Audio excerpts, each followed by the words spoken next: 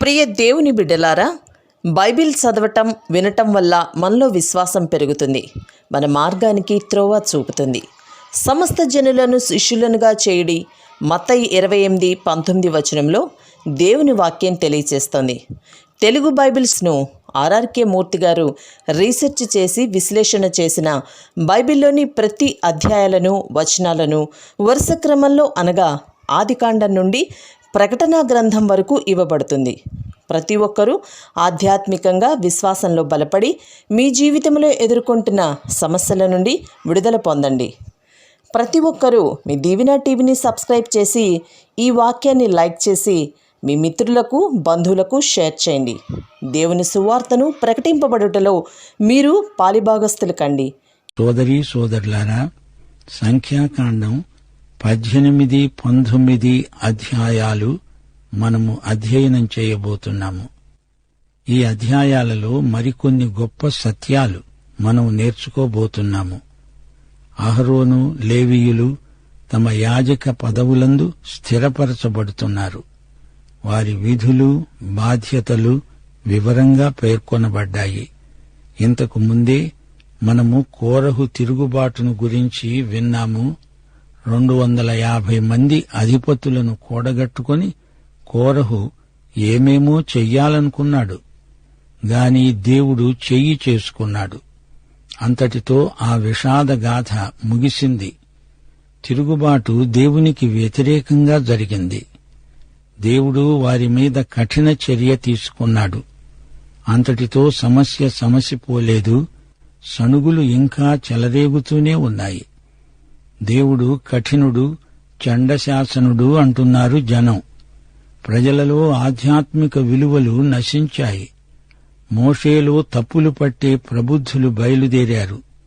కొత్త నిబంధనలో అననీయ సప్పీరాలు ఇద్దరూ అక్కడికక్కడే చచ్చారు. అయితే దానికి పేతురు బాధ్యుడా? కాదు. పరిశుద్ధాత్మను శోధించి అననీయ సప్పీరాలు హతమయ్యారు. అసలు సంగతి ఏమిటంటే, జరిగిందానికి మోషేకే ఆశ్చర్యమనిపించింది. ప్రజల మధ్య ఇప్పుడు తెగులు మొదలైంది. అహరోను మృతులకు సజీవులకు మధ్య నిలిచాడు. విజ్ఞాపనకర్త అయిన మధ్యవర్తిగా నిలిచాడు అహరోను. అప్పుడు అహరోను నాయకత్వం, యాజకత్వం పునరుత్థాన సంకేతంతో స్థిరపరచబడింది. అహరోను కర్ర చిగిరించింది, పూలు పూచింది, ఫలించింది. ఇప్పుడు ఈ 18వ అధ్యాయంలో దేవుడు యాజకత్వాన్ని ఆధికారికంగా స్థిరపరుస్తున్నాడు. సంఖ్యాకాండం 18వ అధ్యాయం 1 నుండి 7వ వచనం వరకు యెహోవా అహరోనుతో అన్నాడు, నీ తండ్రి కుటుంబమంతా పరిశుద్ధ స్థలపు సేవలో ఎట్టి దోషము వాటిల్లకుండా చూచుకోవాలి. నీవు నీ కుమారులు యాజకత్వ సేవలో దోషమేమీ ఉండకుండా జాగ్రత్త పడాలి. ఇది మీ బాధ్యత. లేవిగోత్రికులైన నీ సోదరులతో కలిసి నీవు సేవ చెయ్యాలి. వారు నీకు సహాయకులు. నీవు నీ కుమారులు సాక్ష్యపు గుడారము ఎదుట సేవ చేస్తారు. నిన్ను గుడారమంతటినీ వారే కాపాడతారు.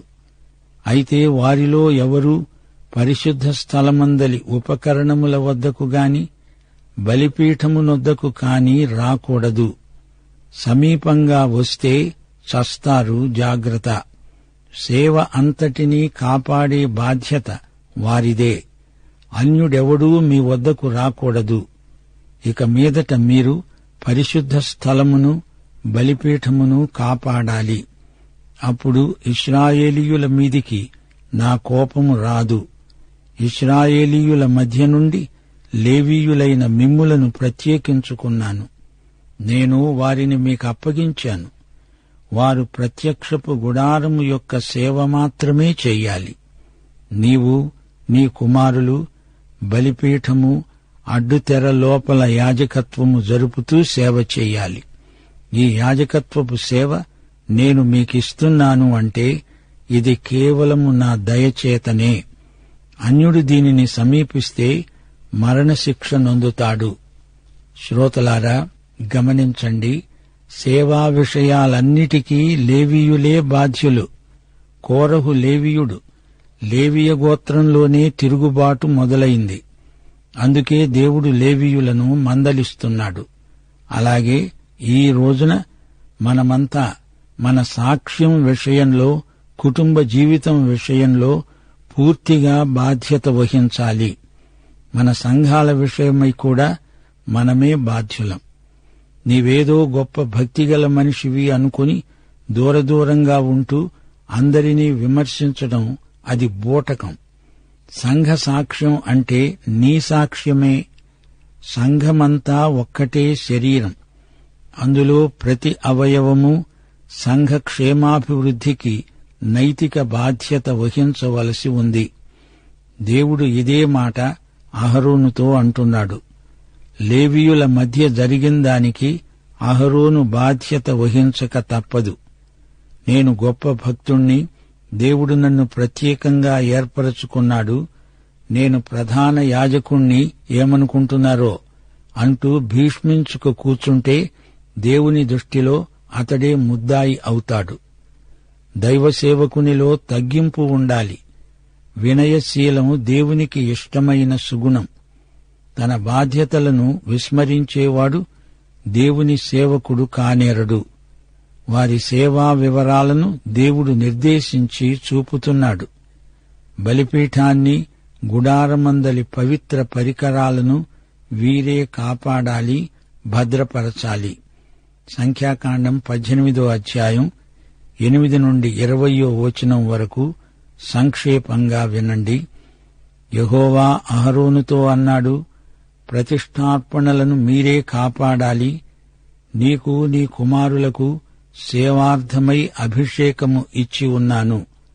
అగ్నిలో దహించబడని అతి పరిశుద్ధమైనవి మీవే. నైవేద్యములో, పాప పరిహార బలులలో, అపరాధ పరిహార బలులలో దహించబడని భాగం మీదే. వాటిని మీరు అతి పరిశుద్ధ స్థలంలోనే తినాలి. మగవారు మాత్రమే తినాలి. ప్రతిష్ఠించబడిన దానాలు, అల్లాడించే అర్పణలు అన్నీ మీవే. నిత్యమైన ఒడంబడిక ద్వారా వాటిని మీకు ఇచ్చి ఉన్నాను. మీ ఇంటిలోని పవిత్రులందరూ దానిని తినవచ్చు. ప్రథమ ఫలాలు, ద్రాక్షరస ధాన్యములలో ప్రశస్తమైనది నీకిచ్చాను గదా. తమ దేశపు పంటలో ప్రథమ ఫలం మీదే. మీ ఇంటిలో పవిత్రులందరూ దానిని తినవచ్చు. మీదు కట్టబడిన ప్రతి వస్తువు మీదే. మనుష్యులలో, జంతువులలో అర్పించబడిన తొలిచూలు నీదే. మానవ తొలిచూలైతే వెల ఇచ్చి విడిపించుకోవాలి. అపవిత్ర జంతువుల తొలిచూలి పిల్లను వెల ఇచ్చి విడిపించుకోవాలి. 5 తులాల వెండి చెల్లించి విడిపించుకోవలసి ఉంది.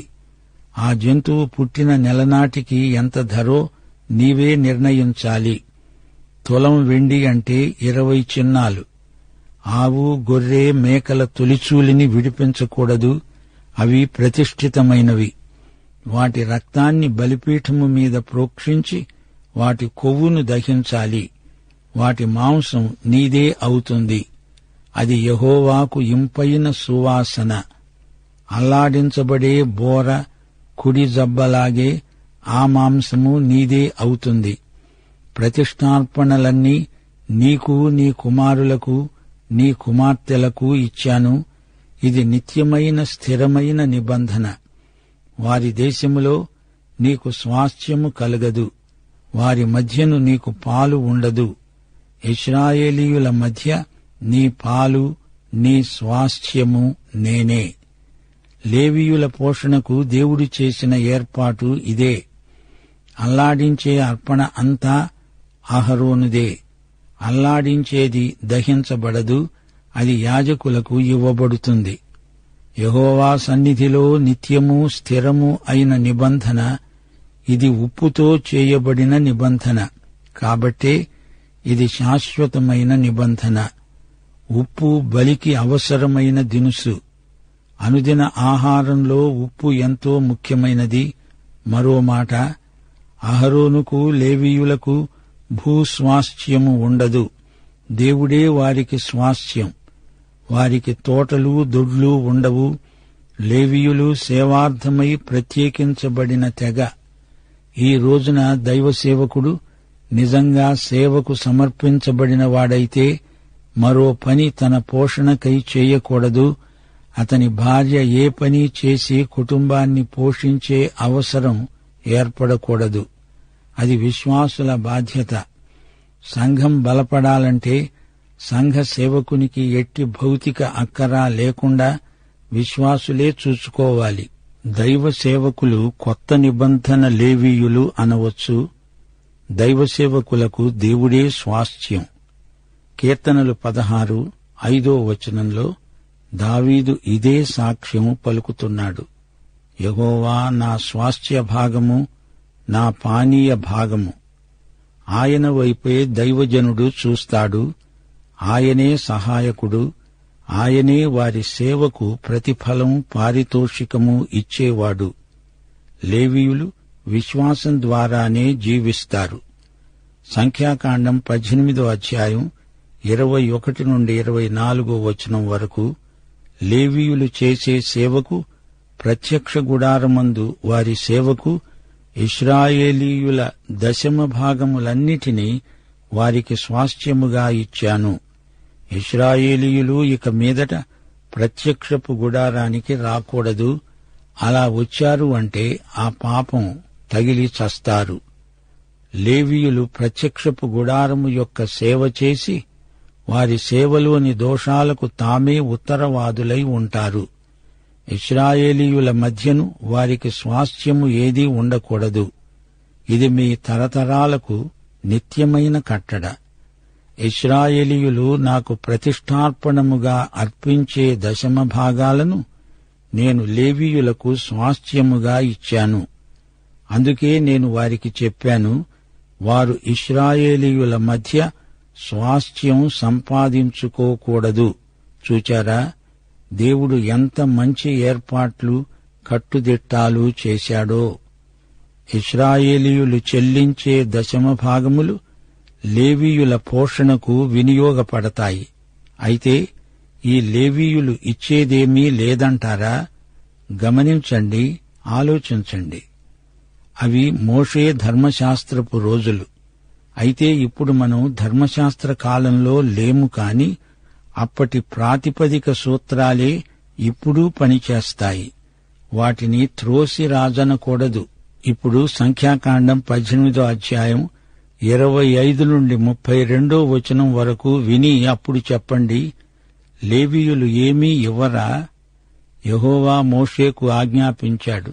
అన్నాడు, లేవీయులకు చెప్పు, ఇశ్రాయేలీయుల చేత మీకు స్వాస్థ్యముగా ఇప్పించిన దశమ భాగాన్ని మీరు వారి నుండి పుచ్చుకున్నప్పుడు మీరు ఆ దశమ భాగములో దశమ భాగాన్ని యెహోవాకు ప్రతిష్ఠార్పణముగా చెల్లించాలి. మీకు వచ్చిన ఈ ప్రతిష్ఠార్పణం కళ్లపు పంటగా, ద్రాక్షల తొట్టి ఫలముగా మీరు ఎంచాలి. మీరు పుచ్చుకున్న దశమ భాగములో నుండి దశమ భాగమును యెహోవాకు చెల్లించాలి. దానిని యాజకుడైన అహరోనుకు అందించాలి. ప్రశస్తమైన దానిలో నుండి తీయబడిన భాగాన్ని ప్రతిష్ఠించాలి. మీరు ఇవ్వగా మిగిలినది కళ్లపు రాబడిలాగా, ద్రాక్ష తొట్టి రాబడిలాగా అది లేవీయులదే. మీరు మీ కుటుంబీకులు ఏ స్థలమందైనా దానిని తినవచ్చు. ప్రత్యక్షపు గుడారములో మీరు చేసే సేవకు అదే మీ జీతమని లేవీయులకు చెప్పు. చూచారా, లేవీయులు ఇశ్రాయేలీయుల దశమ భాగాలు పుచ్చుకొని అందులో నుండి తిరిగి దశమ భాగాన్ని దేవునికి చెల్లిస్తారు. దైవ సేవకులు కూడా దైవ సేవకు ఇవ్వాలి, సంఘానికివ్వాలి. ఆ విధంగా సేవ కోసం ఇచ్చిన వారవుతారు. ప్రజలు ఇవ్వాలి, సంఘ కార్యకర్తలు ఇవ్వాలి, కాపరులు ఇవ్వాలి, అందరూ ఇవ్వాలి. సంఘాలు, సంఘ సభ్యులు, సంఘ కాపరులు అందరూ ఇచ్చేవారే. ఇశ్రాయేలీయులు ఇవ్వాలి, లేవీయులు ఇవ్వాలి. సంఘమా, కాపరులకు, సువార్తికులకు నైతికంగా మద్దతు ఇవ్వు. ఆర్థికంగా తోడ్పడండి.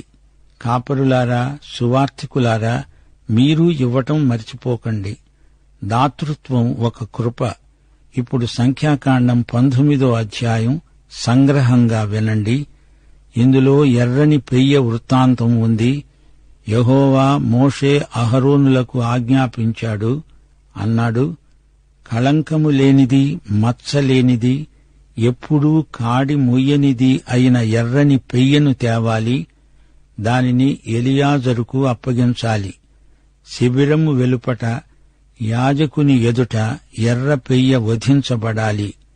ఎలియాజరు ఎర్ర పెయ్య రక్తంలో కొంచెం తీసుకొని గుడారము ఎదుట 7 మారులు ప్రోక్షించాలి. యాజకుడు చూస్తూ ఉండగా పెయ్య దహించబడుతుంది.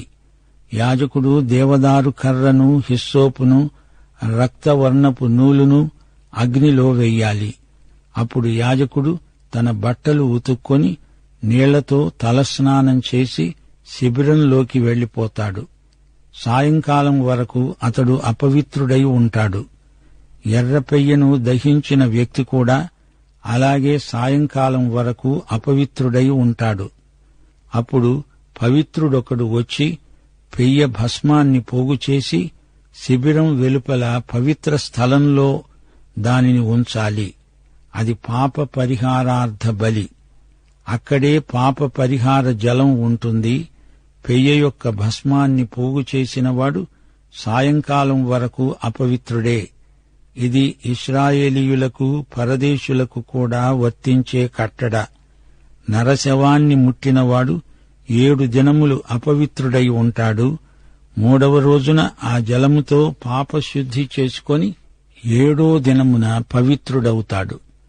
పాపశుద్ధి లేకుండా మందిరంలో ప్రవేశించకూడదు. అలా అపవిత్రపరిస్తే అతణ్ణి బహిష్కరించాలి. పాప పరిహార జలం ప్రోక్షించబడినప్పుడే అతడు పవిత్రుడు. గుడారంలో ఎవరైనా చస్తే అందులో ఉన్న ప్రతి వస్తువు అపవిత్రం. ప్రతి వ్యక్తి అపవిత్రుడు. 7 రోజులు అపవిత్రత నిలిచి ఉంటుంది. మూత లేని పాత్రలు అపవిత్రమవుతాయి. బయట పొలములో ఖడ్గముతో నరకబడిన మనిషి లేదా శవం లేదా ఎముక ముట్టితే 7 దినములు అపవిత్రత. సమాధిని కూడా ముట్టకూడదు. హోమ భస్మము పాప పరిహారార్థమై తీసుకొని పాత్రలో వేసి అందులో పారే నీరు పొయ్యాలి. అప్పుడు పవిత్రుడు ఎవడైనా హిస్సోపును తీసుకొని ఆ నీళ్లలో ముంచి ఆ గుడారము మీద, దానిలోని సమస్తమైన ఉపకరణముల మీద, అపవిత్రత కలిగిన వాటి మీద ప్రోక్షించాలి. 2 సార్లు, అనగా 3వ దినము, 7వ దినము ప్రోక్షించాలి. 7వ రోజున అతడు పవిత్రుడవుతాడు, లేకపోతే బహిష్కృతుడవుతాడు. అపవిత్రుడు పాప పరిహార జలమును ముట్టకూడదు. అపవిత్రుడు ముట్టినదంతా అపవిత్రమే. అపవిత్రమైన దానిని ముట్టే మనుష్యులందరూ సాయంకాలం వరకు అపవిత్రులే. సోదరీ సోదరులారా, ఈ ఎర్ర పెయ్య బలి విచిత్రమైనది. ఆడుదానిని సాధారణంగా బలి ఇవ్వరు, కాని ఇది పెయ్య.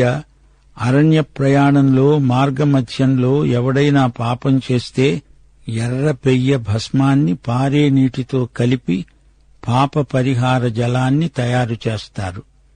హిస్సోపును అందులో ముంచి పాపము చేసిన వాని మీద ప్రోక్షిస్తారు. మన ప్రభువైన యేసుక్రీస్తు మేడగదిలో శిష్యులతో ఉన్నప్పుడు ఆయన వారి పాదాలు కడిగాడు. యోహాను సువార్త 13వ అధ్యాయం 8వ వచనం. పేతురు కడగవద్దు అన్నప్పుడు ప్రభు, అయితే నాతో నీకు సహవాసం ఉండదు అన్నాడు. యేసు ప్రభు పరలోకానికి వెళ్లిపోతూ శిష్యుల పాదాలు కడిగాడు. ఈ రోజున కూడా యేసు ప్రభువు ఆత్మరీతిగా మన పాదాలు కడుగుతూనే ఉన్నాడు. నీరు అనగా దేవుని వాక్యం, కడిగేవాడు పరిశుద్ధాత్మ. హిస్సోపు మన విశ్వాసమే. ఈ రోజున ఎవడైనా పాపము చేస్తే యేసు మన కోసం మళ్లీ చనిపోడు. మనం వెలుగులో నడిస్తే ఒకరితో ఒకరికి సహవాసముంటుంది. యేసుక్రీస్తు రక్తం ప్రతి పాపము నుండి మనలను కడుగుతుంది. దేవుని వాక్యము అనే నీరు, యేసుక్రీస్తు రక్తం, ఈ రెండూ మనకు కావాలి. మన పాపములను మనం ఒప్పుకుంటే ఆయన నమ్మదగినవాడు, నీతిమంతుడు గనుక ఆయన మనలను దుర్నీతి నుండి పవిత్రపరుస్తాడు. యేసు ఈ లోకంలో మనలను రక్షించడానికే చనిపోయాడు. ఆయన ఇప్పుడు పరలోకంలో జీవిస్తూ మనం ఇక్కడ మన రక్షణను కొనసాగించుకోవడానికి సహాయం చేస్తున్నాడు. ప్రభు తిరిగి వచ్చే వరకు పాపానికి పరిహారం యేసు రక్తమే. సోదరీ సోదరులారా, నేను క్రైస్తవుణ్ణి గనుక నేనే పాపం చెయ్యను అని ఎవడూ చెప్పజాలడు. కన్నులతో, చెవులతో, నోటితో ఏవేవో పాపాలు చేస్తూనే ఉంటారు. చేతులతో, పాదాలతో పాపాలు జరుగుతూనే ఉంటాయి.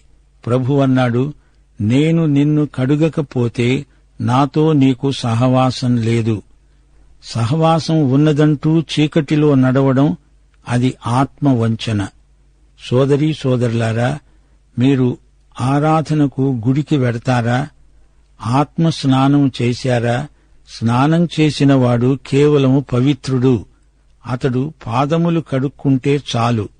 ప్రతిరోజు, ప్రతిసారి ఏదో కారణం చేత అధాటున పాపం చేస్తే ప్రభువు చేత పాదాలు కడిగించుకోవలసిందే.